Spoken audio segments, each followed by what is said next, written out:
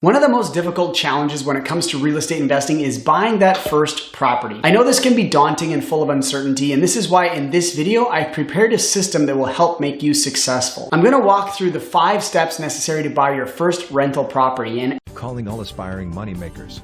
Discover a treasure trove of free guides and software to help you make money online and offline.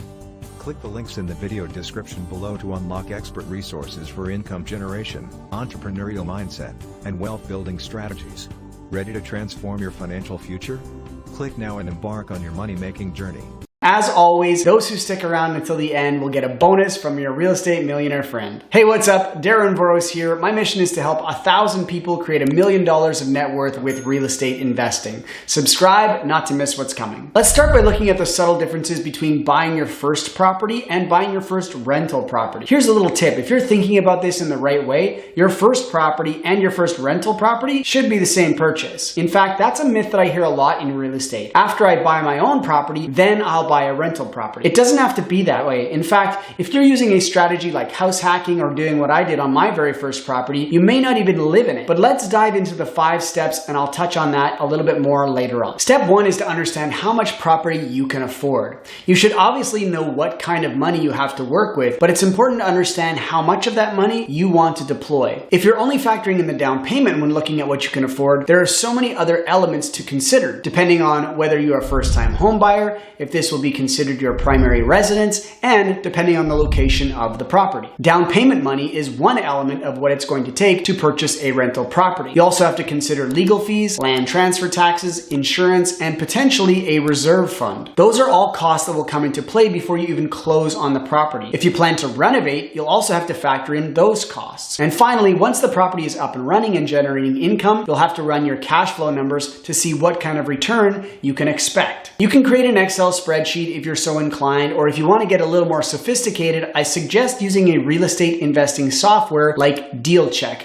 to run a full analysis on your numbers. If you're unsure how to run your numbers on a rental property, check out this video right here where I break down all the categories you should be including when analyzing a rental property. Now, I know this may seem counterintuitive because we don't even know which property we're going to buy yet, but that's not all that's important right now. Pick any property and run some basic analysis on it to understand the process, and then when you have an actual property to look at later on, this will come in very handy. Step 2 is getting organized. Now that you know how much property you think you can afford, it's time to verify that. If you plan to purchase a property using bank financing, you'll want to start working with a mortgage agent to find out exactly what you can qualify for. The mortgage agent is going to ask you a series of questions that you should know the answer to. Where are your down payment funds coming from? What does your credit score look like? Are all of your taxes up to date? And do you have steady income that can be verified? It's important to understand how banks review rental property purchases. They see them as much higher risk, and therefore the underwriting process or due diligence they perform on a rental property is always much more scrutinized than a property that will be owner occupied. Because of that, it's important that you go in organized and with a complete application. For instance, you'll want to show exactly where your down payment funds are coming from,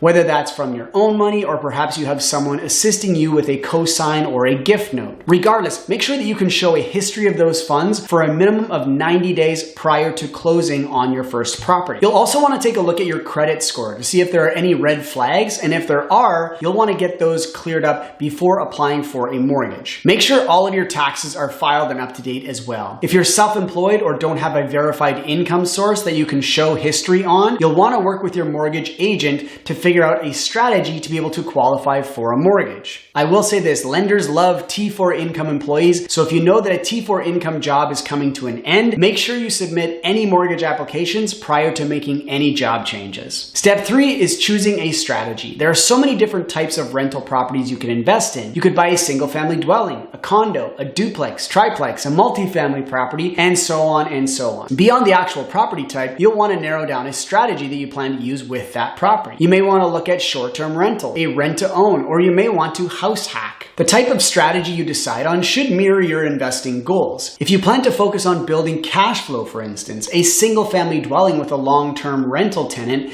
may not be the best and most useful strategy. But if your plan is to build equity over time, a single-family dwelling can be a solid investment. I like the idea of putting together a 5-year plan, similar to what you would do if you were starting a business, and follow that plan to get to your investing goals. Step 4 to purchasing your first property is choosing a market. Notice that I put choosing a strategy before choosing a market, because depending on your strategy, that may depict which market you want to pursue. If you're looking to build cash flow, you would avoid purchasing a single-family dwelling in the Toronto market, as it will most likely have negative cash flow. But if you wanted to employ that same strategy in a market like Moncton, New Brunswick, or Orlando, Florida, this may be a solid strategy. So it's important to look at the strategy in conjunction with the market, but the strategy should always come first. One thing I see a lot of novice investors do is fixate on investing in their backyard because they believe that they need to check up on the property and screen their own tenants. This can sometimes be detrimental to your investing, as we are often emotionally attached to properties we can see on a regular basis. So you may want to look at investing in an out-of-town or even out-of-province market as your first investment. It really depends on your comfort level and heavily depends on the team of professionals around you, which leads me to point number 5. But before that, if you're feeling you need more in-depth education before making your first purchase, you can sign up for my free masterclass webinar. I'll leave a link in the description below. After you know what you can afford, you've chosen a strategy, and you've chosen a market, now it's time for step 5, which is to build your team. Depending on the strategy, you may or may not need all of these people on each transaction, but no matter what you do, you will definitely need a good lawyer and a good accountant in your real estate investing business. The other members of your team that are going to be vital to your success are your mortgage agent, who you should have already engaged in step 2, your realtor, your property manager, your home inspector, your contractor, and your insurance broker. My advice when it comes to choosing these service providers is to seek out professionals who are catering their businesses to working with real estate investors. They will help you move your business forward just that much faster. One of the first questions I like to ask when I'm vetting a new service provider is, are you an investor yourself? The answer doesn't always have to be yes, but if someone is a real estate investor themselves, they will definitely have a better understanding of the process and what will make a successful transaction. The best place to start with finding qualified service professionals is always getting recommendations from fellow investors who are investing in the same market. If you're not sure how to find local investors, I find the best way is to join a local Facebook group or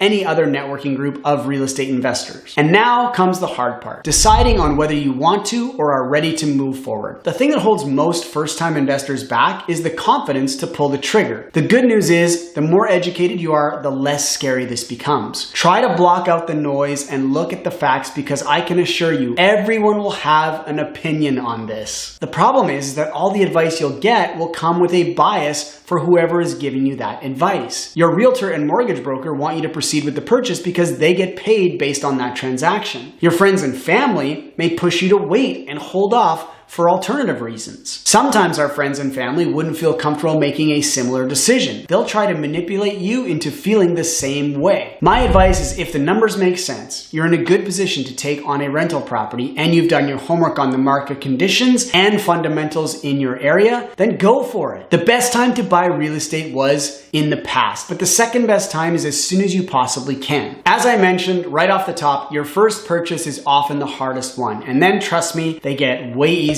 after that. To continue your weekly education, check back here every Tuesday as I release a new video. If you have questions about buying your very first property or any other real estate investing questions, feel free to drop those in the comments section below. You can also follow me on Facebook and Instagram, where I post there regularly. Thanks for watching, and I'll see you soon. Calling all aspiring moneymakers.